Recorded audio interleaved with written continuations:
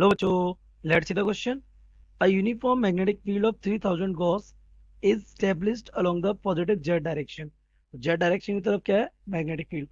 A rectangular loop of side 10 and 5 centimeter carries a current of 12 ampere. 12 ampere current जा रहा है. It is placed in the magnetic field. Magnetic field में इसको रख दिया. Find the orientation of the loop for which the torque is zero.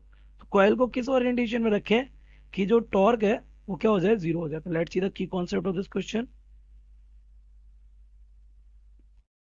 The key concept of this question is कि आपका magnetic field बेटा सेट है किधर? कौन सी? Positive Z axis direction. तो मान लिया ये कौन सी एक्सिस है?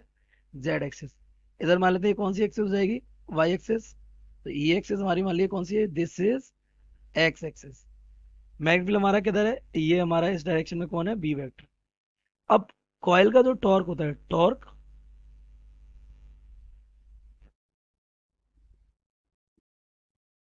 एक्सपीरियंस्ड बाई कॉइल, ये हमारा होता है F is equal to, sorry tau is equal to N I A B sine theta.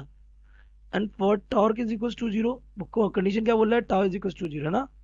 हमारा साइन थीटा क्या हो जाएगा? जीरो हो जाएगा. Sine theta is equal to zero. और साइन थीटा जीरो हो जाएगा तो थीटा की वैल्यू आएगी कितनी डिग्री? ये आ जाएगी हमारी 0 डिग्री. अब थीटा होता कितना है? थीटा इज एंगल इसके बीच का बिटवीन एरिया वेक्टर, कॉइल का area vector and B vector यानी मैग्नेटिक फील्ड वेक्टर. तो अब आप ये देखिए एंगल हमारा 0 डिग्री कैसे होगा? Area vector. तो आपको पता है कि अगर हमारी कॉइल ये एंड ये इस तरीके से प्लेस कर दी जाए तो इसका एरिया वेक्टर किधर होगा? जेड डायरेक्शन में. This is area vector and this is the B vector. तो ये एंगल कितना हो जाएगा इस पे?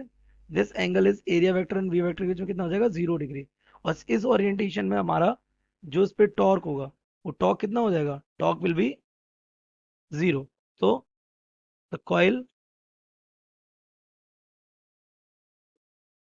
प्लेन